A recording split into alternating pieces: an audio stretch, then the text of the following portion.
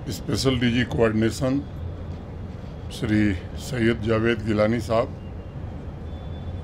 IG Kashmir Shri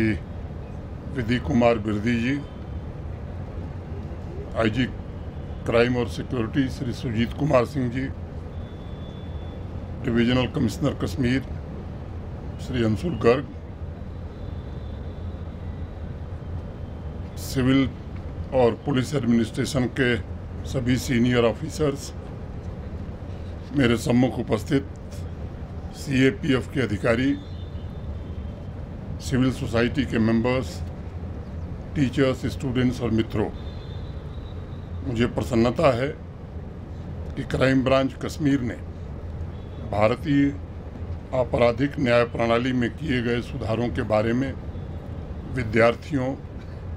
अभिभावकों, civil society और आवाम में जागरूकता बढ़ाने तथा उन्हें शिक्षित करने के लिए आज एक महत्वपूर्ण प्रदर्शनी का आयोजन किया है। पिछले वर्ष 1 जुलाई को 3 नए आपराधिक कानून, भारतीय न्याय संहिता, भारतीय नागरिक सुरक्षा संहिता और भारतीय साक्ष्य अधिनियम पूरे देश भर में लागू हुए, जिन्हें अलग अलग स्टेक होल्डर्स के साथ लगभग 4 वर्ष से ज़्यादा तक की गई लंबी चर्चा के बाद कानून का स्वरूप दिया जा सका। नई पीढ़ी को विशेष रूप से यह जानकर प्रसन्नता होगी कि लगभग 150 वर्ष के पश्चात भारतवर्ष के क्रिमिनल जस्टिस सिस्टम को उस दिन कॉलोनियल कानूनों से मुक्ति मिली थी। आवाम को यह भी समझने की ज़रूरत है कि इस क्रांतिकारी रिफॉर्म के द्वारा गुलामी के चिन्हों को मिटाने में यह देश सफल रहा है। समाज के कमज़ोर वर्गों की रक्षा की व्यवस्था प्राथमिकता के आधार पर की गई है। इन तीनों कानूनों ने हमारे क्रिमिनल जस्टिस सिस्टम को पूरी तरह से ट्रांसफॉर्म करने का काम किया है और इसे दंड की जगह न्याय देने वाला, पीड़ित केंद्रित, विक्टिम सेंट्रिक बनाने का प्रयास हुआ है। इस प्रदर्शनी में हालांकि आप लोगों को बहुत सारे डिटेल्स उपलब्ध कराए गए हैं, लेकिन संक्षेप में मैं इन कानूनों के निर्माण के अत्यंत रोचक पहलू को आपके सामने साझा करना चाहूँगा। इन 3 नए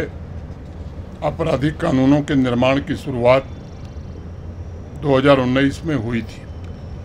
जब भारत के आदरणीय प्रधानमंत्री श्रीमान नरेंद्र मोदी जी ने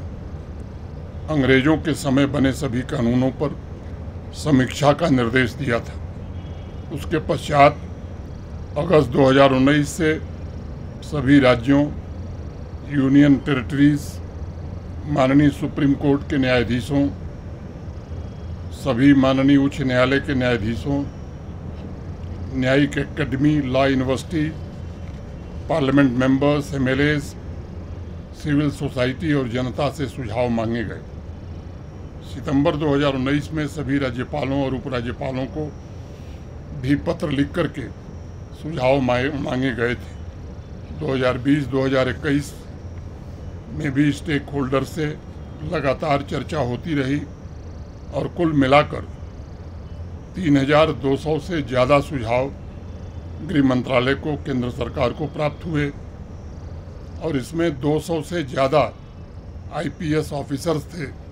जिन्होंने बढ़ चढ़ करके हिस्सा लिया और बहुत ही महत्वपूर्ण सुझाव दिए। उसके पश्चात परामर्श का दौर शुरू हुआ और भारत के माननीय गृह मंत्री श्री अमित शाह जी स्वयं 158 ऐसी बैठकों में मौजूद रहे। मुझे लगता है